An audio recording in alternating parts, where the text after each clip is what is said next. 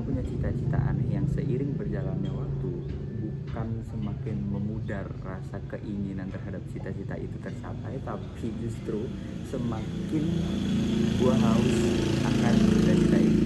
Nah, apa cita-citanya? Yaitu ingin menjadi seorang superstar, jadi seorang yang terkenal, jadi center of attention gitu. Pokoknya gue pengen kayak gitu. Mungkin karena dari kecil gue kurang yang namanya validasi atau itu, tapi menurut gue enggak deh, kayaknya menurut gue emang gue dilahirkan untuk ingin menjadi itu, ingin menggapai itu. Karena seiring berjalannya waktu, seiring bertambahnya usia, bukan justru gue semakin pudar, kayak semisal enggak deh, kayaknya ini bukan gue gitu, ini bukan yang sebenarnya gue mau, tapi justru semakin kesini semakin gue ingin mencapai cita-cita itu, semakin haus gitu. Kayak semisal kemarin deh, jadi profesi gue sekarang adalah gue bikin kayak usaha kecil-kecilan gitu ini di bengkel. Jadi kayak usaha kecil-kecilan di ranah bahkan yang jauh banget dari apa yang gue mau sebenarnya, yaitu bengkel kayak radiator buat kapal gitu. Cuma ya udah gitu aja, dan ya karena sudah terlanjur masuk ke ranah ini, jadi mau nggak mau gue menjalani. Tapi yang sangat amat gue inginkan ketika yang sangat gue inginkan saat ini, dan dari dulu, bahkan dari kecil, gue dari SD mungkin, dari ini ya, dari kecil lah, gue dari kecil pengen banget untuk menjadi seorang superstar gitu. Kayak wah, tension, semua orang kenal gue, semua orang tahu gue, itu gue sangat tensi. Gak tahu kenapa ya. Nah, kenapa gue bilang ini aneh, karena nggak banyak orang yang mau untuk masuk ke ranah itu. Mungkin banyak, tapi nggak untuk orang-orang yang gue temui dan gue kenal gitu. Jadi kenapa menurut gue ini cukup aneh, tapi emang bener, emang gue suka jadi public attention aja. Akhir-akhir ini itu gue kayak lagi bikin konten buat TikTok, mungkin buat YouTube Short gitu-gitu kan. Dan di IG gue dari dulu juga udah hitungannya narsis aja. Terus merokok,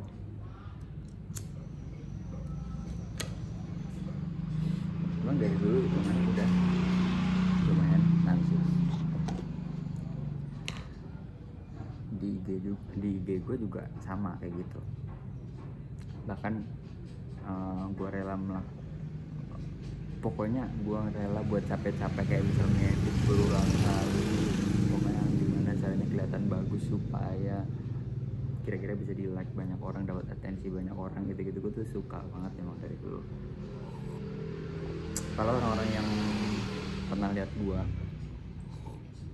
orang-orang yang we grew up together, kayak teman-teman gue SMP, SMA, bahkan SD, emang gue udah kelihatan pengen jadi center of, pokoknya pengen jadi gue pokoknya pengen jadi pusat perhatian di suatu lingkungan, di suatu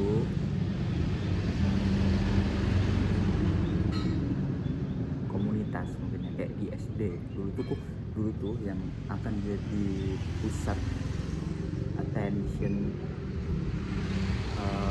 ketika gue SD, ini di SD gue ya. Jadi itu jadi pemimpin upacara, bro. Itu keren banget bro, menurut gue.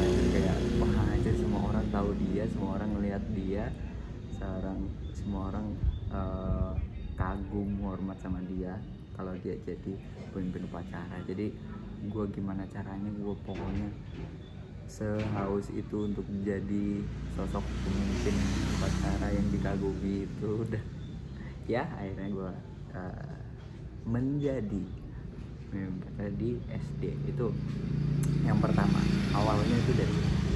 Terus yang kedua di SMP. Wah, kalau udah masuk SMP tuh ya ranah-ranahnya udah mulai ke apa namanya, ke organisasi lah ya, udah ke ketua OSIS gitu kan. Nah, yang gue pikirin itu pertama kali tuh bukan untuk belajar memimpin suatu komunitas, tapi justru gue tuh pengen banget kayak, ya balik lagi, pengen jadi pusat perhatian. Gue pengen semua orang tahu gue gitu, gue pengen opini gue didengar, gue pengen suara gue didengar gitu gitulah pokoknya. Dan ya akhirnya gue jadi ketua OSIS di SMP, wakil dulu kalau nggak salah. Oh ya, wakil dulu, terus gue jadi wakil di kelas 1 atau kelas 2, terus nanti kelas 2 nya gue jadi ketua OSISnya gitu. Nah terus lanjut ke SMA. SMA itu sama, bahkan lebih liar lagi menurut gue. Ketika gue SMA itu gue masuk karena udah ada pengalaman jadi ketua OSIS ya SMP, jadi gue SMA pengen jadi ketua OSIS juga otomatis, karena gue pengen atensi. Dan ini salah satu bukti kenapa semakin seiring berjalannya waktu, semakin bertambahnya usia gue, justru gue semakin haus, karena gue lebih brutal kalau di SMA. SMA itu gue bener-bener yang kayak jadi ketua OSIS yang nggak seformal itu, yang nggak sepunya nggak terlalu punya wibawa lah menurut gue, nggak yang kayak ngejar sosok ketua OSIS yang apa namanya, sosok ketua OSIS yang ideal gitu. Enggak, gue nggak ngejar ke arah situ, justru karena motifnya itu atensi. Jadi yang gue kejar adalah semua orang gimana caranya tahu gue. Dan kalau posisi udah SMA, orang-orang udah remaja, udah labil, jadi yang jadi sosok utama itu menurut gue bukan ketua OSISnya, tapi lebih ke fame-nya, mungkin dari fame. Nah dari situ tuh gue mulai kayak jadi ketua OSIS yang lumayan brutal, nggak kayak ketua OSIS sebelumnya yang anjir, yang punya wibawa, yang keren gitu kan, yang ngomongnya oke, tapi lebih ke arah ngerangkul orang-orang yang bahkan nggak setuju sama kegiatan-kegiatan formal. Nah, fun fact di SMA gue dulu itu anjir, orang-orang bener-bener yang kayak sebenci itu sama OSIS dulu. Bukan sebenci itu, sejijik itu mungkin sama OSIS ya. Nah, gue pikirin tuh caranya, anjir kalau gue cuma dapat atensi di orang-orang yang lumayan ambis terhadap sekolahnya, wah gue nggak bisa, gue harus bisa dapetin atensi orang-orang yang bahkan nggak mau terlibat dalam acara-acara formal yang dibuat oleh organisasi, oleh sekolah gitu ya. Gue pokoknya gimana caranya gue bisa masuk ranah itu. Dan yang gue lakukan adalah gue nongkrong bareng orang-orang yang ibaratnya apa sih, yang jagoan-jagoan di SMA gitu, nggak sih, yang tukang nongkrong, tukang ya pokoknya anak-anak bandel gitu ya. Jadi gue gabung ke tongkrongan itu dari awal, dari kelas 1 semester akhir. Dan fun fact juga, gue tuh masuk SMA bener-bener nggak kenal siapapun, ya kenal beberapa tapi nggak kenal yang nggak banyak orang. Gue kenal cuma kayak mungkin di bawah 10 orang gue kenal yang di SMA itu, karena SMP gue dulu pondok kayak boarding school gitu. Dan ya orang-orangnya udah beda aja ketika masuk SMA. Nah itu dari situ gue masuk ke tongkrongan yang banyak anak bandelnya. Jadi justru malah ternyata kan itu posisinya gue waktu gue jadi wakil, pas gue nongkrongnya itu gue jadi wakil. Nah justru ketika gue lagi ngejabat, nggak tahu ya, tapi gue nggak niat untuk melakukan itu. Tapi ketika gue nongkrong dan gue mendapatkan teman baru dan atensi baru dari anak-anak bandel. Justru itu jadi masa gue ketika gue mencalonkan diri jadi ketua OSIS. Gue tuh kayak menang telak 70, kayaknya 60%, 30%, kan ada tiga calon ketos gitu. Nah gue tuh menang kayak lumayan telak lah, kalau nggak salah 60, 30, 10%, 60%, 30%, 10%, kalau enggak 50%, 30%, 20%, pokoknya antara itu gue pokoknya menang banyak. Dan ya itu ternyata masanya itu justru dari anak-anak bandel, dan anak-anak bandel itu adalah anak-anak yang apa ya, yang punya loyalitas yang sangat amat tinggi kan. Jadi lumayan gampang untuk memenangkan Pilketos di tahun itu. Nah bentar ngopi dulu dah, gua haus. Nah udah itu pokoknya gue jadi ketua OSIS berkat bantuan mereka lah gitu. Terus tadi kan awalnya gue bilang lebih brutal lagi nih untuk nyari atensinya. Jadi gue nggak cuma nyari atensi di anak-anak SMA gitu, anak yang siswa gitu, enggak, gue juga dekat sama guru-guru, terus sering ikut kegiatan-kegiatan yang ada di luar gitu. Pokoknya gue ngedeketin guru, jadi gue gimana caranya berusaha untuk supaya semua guru itu suka sama gue dengan gue yang apa adanya, yang enggak bermuka dulu. Gimana sih, kayak kan ada orang-orang yang ambis di depan guru tapi di belakangnya gini kan. Enggak, gue emang ya udah style bandel aja di entah itu di luar sekolah, entar itu di dalam sekolah. Pokoknya gue ya udah anak-anak bandel aja yang kebetulan jadi ketua OSIS gitu.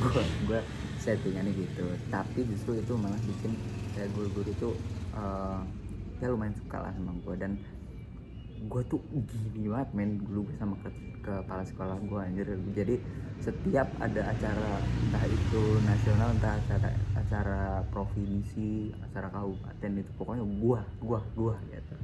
Anjir gokil lah gue. Nah udah tuh dari itu lumayan sukses lah gue menggait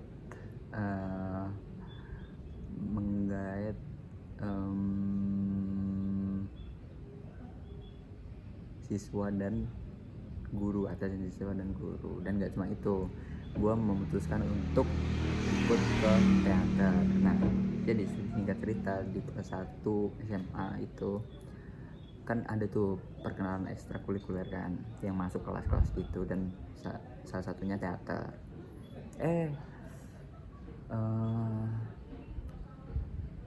Ternyata sesuai nih sama minat gue dalam mencari atensi gitu, kayak pengen jadi superstar gitu kan. Gue mah ngaku aja gue pengen jadi superstar, bodo amat aja. Nah udah tuh akhirnya masuk ke teater, dan di tahun pertama pokoknya gue bener-bener modal pede. Kenapa pede itu penting? Lu kalau nonton sampai detik ini lu bisa cek video yang pertama, kenapa percaya diri itu penting. Walaupun lumayan gak jelas penjelasannya, padahal penjelasannya tapi gak jelas. Tapi ya itu gue tuh bener-bener modal pede. Dan dari modal segampang itu, sekecil itu, gue terpilih untuk menjadi aktor monolog di tahun pertama gue join ke ekstrakurikuler itu untuk perlombaan di UNS. Dan ini jaketnya, anjay, ini lihat ya, an actor, asik, Artefak 2019. Harusnya 2, gue karena ikut 2 kali. Gue ikut 2019 sama 2022. Gue kepilih lagi ketika gue kelas 3. Dan ya karena gue pengen jadi artis ya, pokoknya pengen jadi orang terkenal, entah apapun itu. Pokoknya gue pengen banyak orang-orang yang setuju sama opini gue. Pokoknya gue bisa menyuarakan suara gue, apa yang ada di kepala gue itu, dan diterima banyak orang. Itu adalah cita-cita.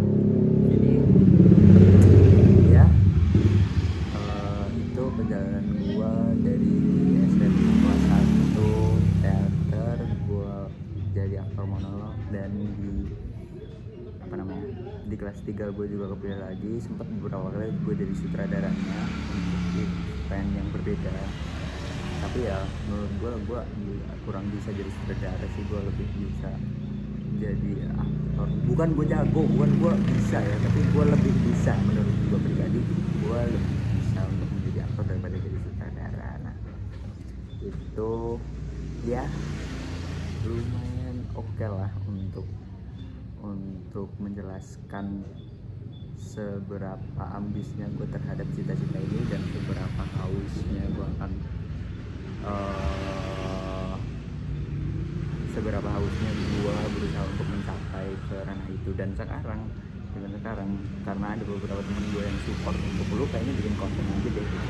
Dan ya udah akhirnya gue bikin konten di TikTok, di YouTube, di IG gitu. Dan ternyata gue happy lagi.